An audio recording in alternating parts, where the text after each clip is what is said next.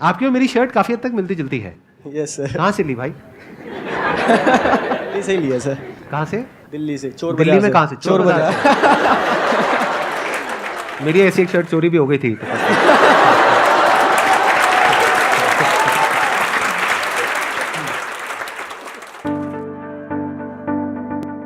आज तक यहाँ पर जितने भी गेस्ट आए हैं उसमें से सबसे छोटी एज इनकी है, जो अभी ये गेस्ट आने वाले हैं वो सिर्फ 19 साल के हैं और उनके YouTube पर 3 मिलियन से ज्यादा सब्सक्राइबर्स हैं और करोड़ों व्यूज हैं।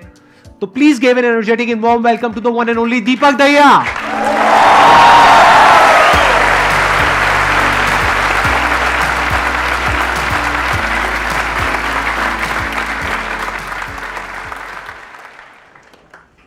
थोड़ा सा आप अपने बारे में बताइए कि आपकी शुरुआत कैसे हुई, कहाँ से थॉट आया, इंस्पिरेशन आई? यूट्यूब जर्नी के बारे में बताऊं उससे पहले मेरी इच्छा है कि मैं आपके बारे में बताऊं कि मतलब आपको मतलब मुझे कैसे इंट्रोड्यूस हुआ था। मतलब मैं 8th क्लास में था, आज से 7 साल पहले की बात है। 8th क्लास में हम कुछ फ्रेंड्स वगैरह स्पोकन इंग्लिश क्लासेस जाते थे, तो वहाँ पर एक सर थे हमारे, तो उन्होंने एक बार कहा कि आज ना सेमिनार दिखाएंगे आपको। तो किसका सेमिनार है? कि संदीप माहेश्वरी का। तो हमने पूछा ये कौन है?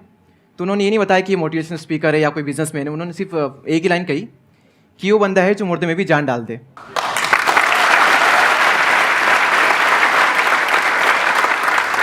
फिर मेरा ऐसा था कि मतलब लाइफ में क्लियर नहीं था कि करना क्या है, मैं क्या करूँ। मतलब करना बहुत कुछ है, सर ने आग लगा दी अंदर की, पर ये समझ नहीं आ रहा करूँ क्या मैं। तो रैंडमली फिर ये माइंड में आ ही गया कि मतलब अभी मैं क्या कर सकता हूँ। ये मेरा क्वेश्चन था कि अभी मैं क्या कर सकता हूँ, बात की छोड़ो। तो अभी एक ऑप्शन था कि हाँ मैं ये कर सकता हूँ यूट्यूब। तो फिर वो मैंने स्टार्ट किया। और तब आपकी एज सिर्फ 16 साल थी? 16 साल थी। कितने टाइम बाद जा करके आपको रिजल्ट मिला यूट्यूब से? 7 महीनों बाद। 7 महीने तक आपकी वीडियोस पे नॉर्मल व्यूज आ रहे थे? व्यूज, बहुत कम व्यूज। जो ज़्यादा वायरल हुई थी वीडियो, जिसकी वजह से मेरे काफ़ी सब्सक्राइबर्स गए, काफ़ी व्यूज़ आए चैनल पर, काफ़ी ऑडियंस आई, तो वो अराउंड 9 महीने बाद चैनल ग्रो हुआ था, आप ये मान सकते हो। उसमें कुछ गलती हो गई थी मेरे से, मेरे को डालना कुछ छोड़ता हूँ, डाल कुछ छोड़ दिया था, वो वीडियो वायरल हो गई और आज उस वीडियो पे 26 मिलियन व्यूज़ है। सॉरी। तो इस पूरी जर्नी में सबसे बढ़िया मूवमेंट कौन से थे और सबसे खराब मूवमेंट कौन से थे? सबसे बढ़िया मोमेंट था, मुझे अभी भी याद है, मेरे जब 1000 सब्सक्राइबर्स कंप्लीट हुए थे। सबसे खराब फेस कौन सा था आपकी लाइफ का? सबसे खराब फेस था, वो कैमरा पे शो नहीं कर सकते। हाँ, यहाँ जो ऑडियंस है उसको उनको बता सकता हूँ, ये पार्ट आपको कट करना पड़ेगा। ये एडिट करना पड़ेगा? एडिट करना पड़ेगा। तो थोड़ा कम खराब बता दो जो कैमरे में हम दिखा सके। कम खराब तो ऐसा कुछ नहीं है, क्योंकि बट कैमरे में क्यों नहीं दिखा सकते? कितना खराब? अच्छा, ब्रेकअप वगैरह कुछ था क्या? राइट। हाँ, तो नाम मत बताओ, वैसे ही लोगों को इसी में इंटरेस्ट आ रहा है। मतलब बाकी सबका इंटरेस्ट इसी में है जो आप नहीं बताना चाहते। अगर उसके बारे में थोड़ा बहुत कुछ बताना चाहते हो, बिना नाम लिए, बिना कुछ बोले, तो आप बता सकते हो। ब्रेकअप हुआ वो एक प्रॉब्लम, चलो नॉर्मल है, कईयों के साथ होती है, पर सबसे टफ चीज़ ये थी कि मेरा 12th का एग्जाम चल रहा था उस वक्त, और 12th में भी सबसे टफ पेपर जो मुझे लगता है मैथ्स का, उसी पेपर के जस्ट पहले सब कुछ हुआ था। उस पेपर के जस्ट पहले इक्वेशन चेंज हो गई थी। चेंज हो गई थी, right. I understand. Technical joke था, हर एक को समझ नहीं आया होगा। मेरा क्वेश्चन ये है कि ज़्यादातर मोटिवेशनल वीडियोस हम देखते हैं, लेकिन शॉर्ट टर्म का मोटिवेशन मिलता है, लॉन्ग टाइम तक मोटिवेटेड कैसे रह सकते हैं? हर वक्त हर कोई मोटिवेट नहीं रह सकता, वो चाहे मैं हूँ या फिर सर हो, हर वक्त तो एनर्जी हाई रह ही नहीं सकती। बात रही, कई लोगों का मानना है कि मोटिवेशन वीडियो देखने से कुछ नहीं होता, शॉर्ट टर्म में सिर्फ एनर्जी रहती है। माना कि शॉर्ट टर्म में हम मोटिवेट हो जाते हैं, फिर वापस से नॉर्मल स्टेट में आ जाते हैं, लेकिन उनमें जो बातें बताई जाती है ना, वो हमारे साथ जिंदगी भर रहती है। भले वो जो फीलिंग है, एनर्जी है, वो टेम्पररी है, लेकिन जो बातें बताई जाती है, जो लाइन्स होती है, वो परमानेंट होती है। तो आपको वहाँ पर फोकस करना चाहिए। मोटिवेशन क्या होता है?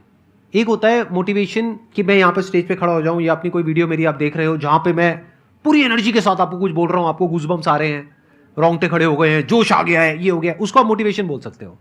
अगर मेरी 500 वीडियोस मैंने आज तक अपलोड करी है, उसमें से ऐसी कितनी है जो कि रोंगटे खड़े कर देने वाली है, और कितनी ऐसी है जो अंडरस्टैंडिंग के बारे में बात करती है? मैक्सिमम 10%। बाकी की 90% कौन सी है? Understanding about life, about mind, about everything in life. क्योंकि अगर आप मोटिवेशन की बात करोगे, yes motivation is temporary, but जब मोटिवेशन काम आता है तो वही काम आता है। जैसे इनका अपना मोटिवेशनल वीडियोस का चैनल है, आई थिंक आपकी 90% जो वीडियोस हैं वो मोटिवेशनल है, राइट? तो जब मोटिवेशन की आपको जरूरत है तो मोटिवेशनल वीडियोस ही काम आएंगी ना। जैसे डेली हम कुछ खाते हैं तो वहां से एनर्जी मिलती है, फिर हम काम करते हैं। तो ऐसे ही मोटिवेशन है। मोटिवेशन कहो या कुछ पॉजिटिव थिंकिंग कहो, डेली आपको कुछ मिलता है तो उससे एनर्जी मिलती है, फिर आप अपने काम पे फोकस करते हो। वो मोटिवेशनल सॉन्ग भी हो सकता है, मोटिवेशनल वीडियोस भी हो सकती हैं, तो वो हो गया शॉर्ट टर्म। लेकिन बहुत सारी ऐसी बातें होती हैं जिसको अगर आप समझ लेते हो तो उसके बाद में वो जो अंडरस्टैंडिंग है वो हमेशा के लिए रहती है। देखो मैं एग्जांपल देता हूं क्या है। मैं आपको बोलता हूं आप सब कुछ कर सकते हो, दुनिया की कोई ताकत आपको करने से रोक नहीं सकती, आगे बढ़ो, छोड़ दो सबको, ये वो व्हाटएवर। ये क्या है? मोटिवेशन है। अब मैं आपको कह रहा हूं कि ये जो माइंड है ना हमारा, ये रेस्टलेस है, तो ये क्वेश्चन मत पूछो कि माइंड को पीसफुल कैसे रखा जाए। ये पूछो कि अगर माइंड रेस्टलेस भी है तब भी हम कैसे अपने गोल पे फोकस रहे। ये क्या है? अंडरस्टैंडिंग है, which is based upon reality. Sir मेरा क्वेश्चन आपसे ये है कि कई बार ऐसा होता है कि ना चाहते हुए भी मैं किसी को हर्ट कर देती हूँ, चाहे फिर वो मेरे पेरेंट्स हो, मेरे सिबलिंग्स हो या फिर फ्रेंड्स हो। पेरेंट्स और सिबलिंग तो समझ जाते हैं कि वो मुझे जानते होते हैं कि इसने अगर कुछ बोला है तो क्यों बोला है, लेकिन कई बार फ्रेंड्स नहीं समझ पाते और इस वजह से ऐसा होता है कि उनसे बिल्कुल ही मतलब बातचीत बिल्कुल ख़त्म हो जाती है। तो फिर उस वहाँ पे भी मेरा दिमाग नहीं लग रहा होता है, डिस्ट्रैक्ट होती रहती हूँ। तो उस चीज़ को मैं कैसे कंट्रोल करूँ? अगर आप कुछ करोगे ना, उसका प्लस भी है माइनस भी है। अगर आप चाहते हो जिंदगी में कोई आपसे हर्ट ना हो तो कुछ बोलो ही मत। जहां आपने मुंह खोला, कुछ बोला, तो उसमें से कुछ बातें किसी को अच्छी लगेंगी, किसी को बुरी लगेगी, कुछ को बुरी लगेंगी। तो this is part of the package. ऐसा नहीं हो सकता कि आप अपने मुंह से कुछ भी बोलो, चाहे अपने दोस्तों को, रिलेटिव्स को, इसको उसको, किसी को भी कुछ भी बोलो और सब कुछ अच्छा ही अच्छा लगे सुनने में। वो तब हो सकता है जब आप बहुत बढ़िया एक्टिंग करना जानते हो, लेकिन वो एक्टिंग कुछ देर तक तो आप कर सकते हो, लेकिन अपने फ्रेंड्स के साथ कब तक एक्टिंग करते रहोगे? घर में कब तक करोगे? वहां पे तो जो भी आपके अंदर है, गुस्सा भी है, जेलसी भी है, किसी को अगर ये गलतफहमी है ना मेरे अंदर ये सब नहीं है, तो वो महाबेवकूफ इंसान है। सब कुछ सबके अंदर होता है नहीं होता है? तो हमारे अंदर पॉजिटिव भी होता है, नेगेटिव भी होता है, अच्छे से अच्छा भी कुछ है हमारे अंदर बुरे से बुरा भी कुछ है। तो जैसे ही कोई इंसान हमारे साथ में रहता है या रहती है, वक्त बिताते हैं साथ में, तो उनके पत्ते खुलने लग जाते हैं। आपकी जो वीकनेसेस हैं वो भी सामने वाले के आगे आती हैं, वो किसी को नहीं चाहिए। फॉर एग्जाम्पल आपके पेरेंट्स हैं, आप क्या चाहोगे? वो आपसे अच्छे से बात करें या गुस्से से बात करें? अच्छे से बात, बट गुस्सा तो है उनमें, तो कभी ना कभी तो गुस्सा आएगा। जब आएगा तो आपको उन पे गुस्सा आएगा, ये भी नेचुरल है।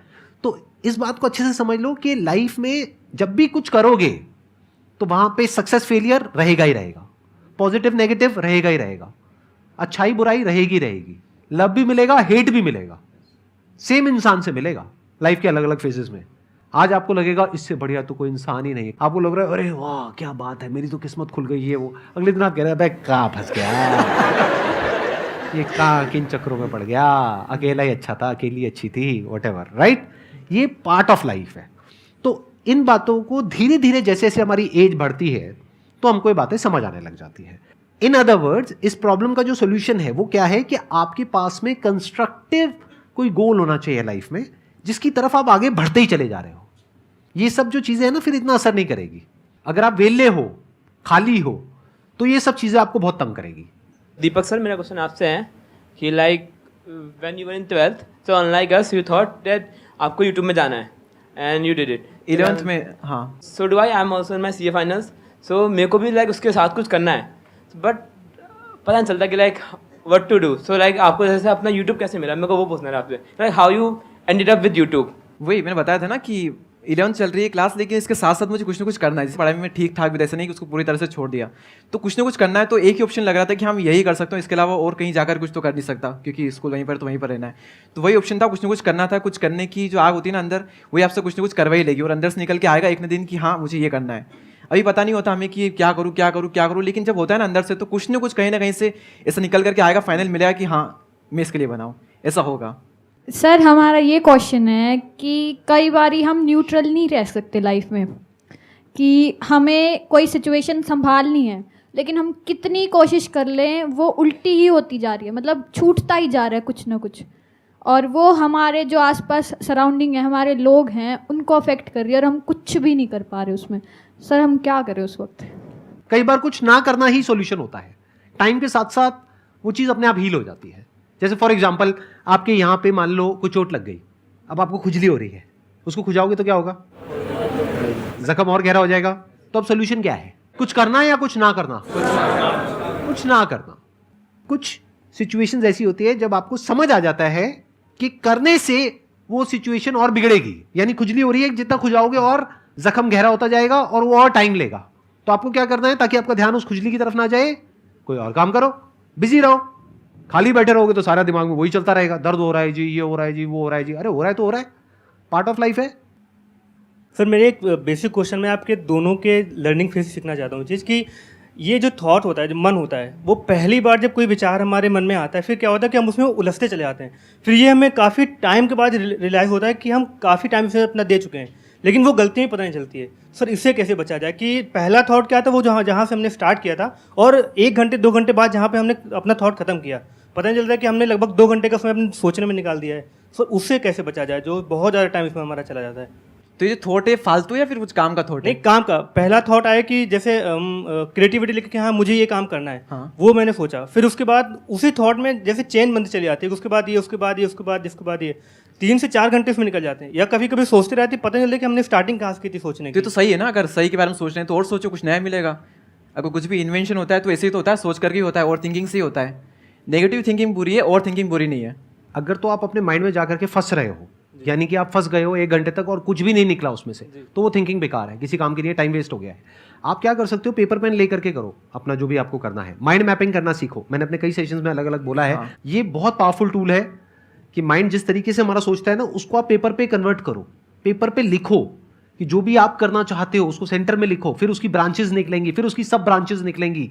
जिस तरह से हमारा माइंड चलता है, तो वो जो माइंड मैप है वो आपके माइंड में छप जाएगा, तो आपका माइंड भी एक ऑर्गेनाइज तरीके से सोचना शुरू कर देगा। अभी हमारे माइंड में डिसऑर्डर है, अगर आप ऑर्डर लाना चाहते हो तो माइंड को ट्रेन करना पड़ेगा। ट्रेनिंग का जो एक टूल है जो मुझे आज तक लाइफ में सबसे बढ़िया लगा है, दैट इज माइंड मैपिंग। मतलब अपने माइंड को एक क्लियर गोल देना पड़ेगा, ये गोल है जिसे तुझे अचीव करना है, मुझे नहीं पता ये कैसे होगा, माइंड तू बता ये कैसे होगा। तो अपनी ब्रेन के ऊपर आपने छोड़ दिया सवाल पूछ करके, तो ब्रेन उसके रास्ते निकालेगा, आपको अपने आप उस डायरेक्शन में भगाएगा। And that ideally has to be one pointed, अगर आपको सक्सेस चाहिए तो।